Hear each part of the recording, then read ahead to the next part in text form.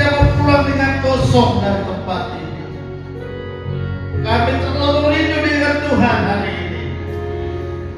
Roh Kudus, mari jamahlah setiap kami pagi ini. Bawalah kami ke air-Mu yang tenang. Bawalah kami ke rumput-Mu yang hijau. Segarkanlah jiwa kami, Tuhan. Hati kami rindu dengan Engkau, Tuhan. Kami terlalu rindu dengan Tuhan. Mari Bapa, puaskan kami hari ini. Berbicaralah dengan kami.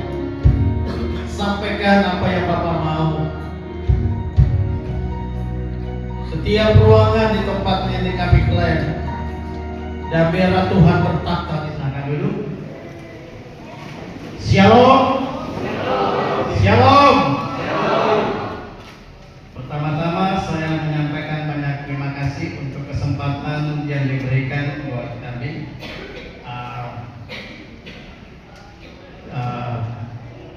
Saya sendiri Pendeta Yohan Intiri dari Gereja Injili di Indonesia GIDI,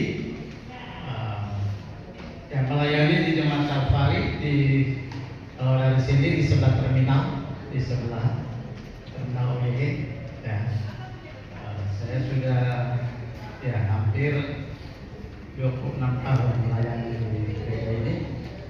Bersyukur atas kesempatan yang Bapak berikan. Juga terima kasih untuk kesempatan yang diberikan buat saya untuk menyampaikan kebenaran firman Tuhan di pagi hari ini. Untuk itu mari saya mau mengajak kita, mari kita mau belajar bersama-sama bagaimana menjadi pekerja Kristen yang berintegritas. Bagaimana kita menjadi pekerja Kristen yang sungguh-sungguh mau bekerja demi Tuhan, bukan kerja asal-asalan kerja, tapi kerja dengan maksimal karena bukan untuk menyenangkan manusia, tapi sungguh-sungguh bekerja untuk kemuliaan nama Tuhan. Untuk itu mari saya mengajak kita buka bersama-sama dalam kitab Kolose pasalnya yang ketiga ayat 22 sampai ayatnya yang ke-25.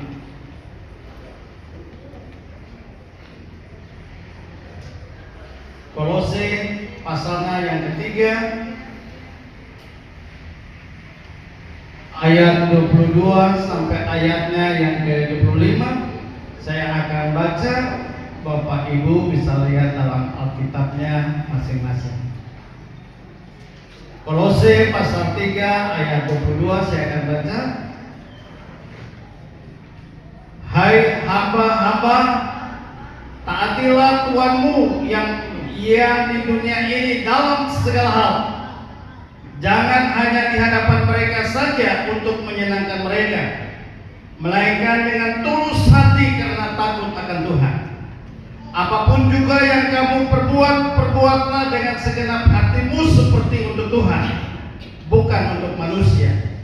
Kamu tahu bahwa dari Tuhanlah kamu menerima bagian yang ditentukan bagi kamu sebagai upah. Kristus adalah Tuhan dan kamu hambanya.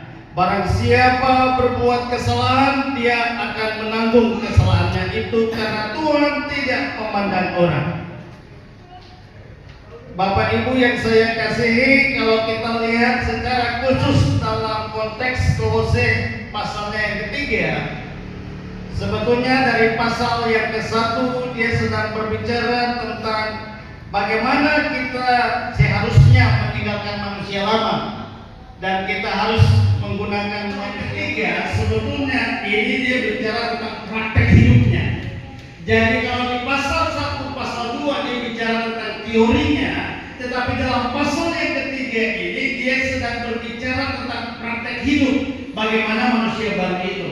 Kemudian dalam pasal yang ketiga ayat 22 sampai ayatnya yang ke-25 ini yang kita akan belajar bersama-sama di hari ini dia sedang berbicara tentang hubungan-hubungan.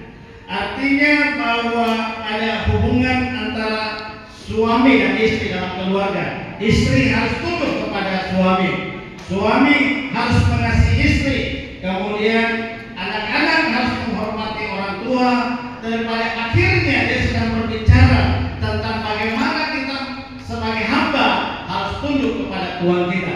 Jadi di dalam pasal dia sedang bicara tentang praktek hidupnya. Bagaimana kita yang hidup dalam Kristus, kita sudah lahir baru dalam Kristus. Bagaimana praktek hidup kita? Itu sebabnya hari ini saya mau mengajak kita belajar bersama-sama bagaimana pekerjaan Kristen yang berintegritas itu. Bapak Ibu yang saya kasihi, pekerjaan Kristen yang berintegritas itu harus memiliki nilai yang lebih. Kenapa? Karena dia memiliki spirit, motivasi yang benar untuk sungguh-sungguh mempermuliakan Tuhan. Kalau begitu menjadi pertanyaan buat kita semua, bagaimana pekerjaan Kristen yang berintegritas itu? Saya melihat ada 4 prinsip. Bagaimana menjadi seorang pekerja Kristen yang sungguh-sungguh berintegritas di hadapan Tuhan. Kita lihat bagian yang pertama, ayat 22, dia katakan begini. Ayat 22. Hai hamba, taatilah Tuhanmu yang di dunia ini dalam segala hal. Jangan hanya di hadapan mereka saja untuk menyenangkan mereka, melainkan dengan tulus hati karena takut akan Tuhan. Bagian yang pertama ini, pekerja Kristen yang berintegritas, cirinya adalah dia mentaati pimpinan atau dia mentaati otoritas yang ada di atasnya. Artinya dia bekerja dengan sungguh-sungguh karena memang dia mau melakukan segala sesuatu untuk Tuhan. Paulus menjelaskan kepada jemaat yang ada di Kolose bahwa kamu adalah orang-orang yang sudah lahir baru. Cara hidupmu harus berubah. Kamu harus menjadi pekerja-pekerja yang sungguh-sungguh melakukan semua pekerjaan bukan untuk menyenangkan manusia saja, tapi sungguh-sungguh harus menyenangkan hati Tuhan. Itu sebabnya dalam bagian ini dia katakan gini, hei hamba-hamba, taatilah Tuhanmu di dalam dunia ini dalam segala hal. Jangan hanya di hadapan mereka saja untuk menyenangkan mereka, melainkan dengan tulus hati karena takut akan Tuhan. Ini yang menjadi prinsip.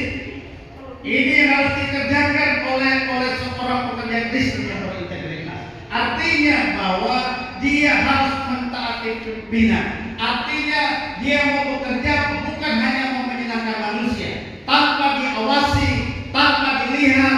Dia mau bekerja sungguh-sungguh. Dia bukan mau cari muka saja, tapi dia sungguh-sungguh bekerja. Dia mau mengabdi kepada Tuhan di atas segala Tuhan. Dan itulah pekerja yang sungguh-sungguh hidupnya mempermuliakan Tuhan. Jangan hanya di depan bos saja, hanya di depan pimpinan saja saya mau melakukan. Kalau tidak ada pimpinan, saya asal-asalan kerja. Bukan seperti itu. Pekerja Kristen yang berintegritas, dia harus bekerja bukan untuk manusia, tapi dia bekerja karena dia tidak kuat melihat dari atas. Bekerja dengan sungguh-sungguh tanpa diawasi. Dia harus bekerja dengan sungguh-sungguh di hadapan Tuhan. Jangan hanya kerja saat diawasi oleh atasan, tidak boleh.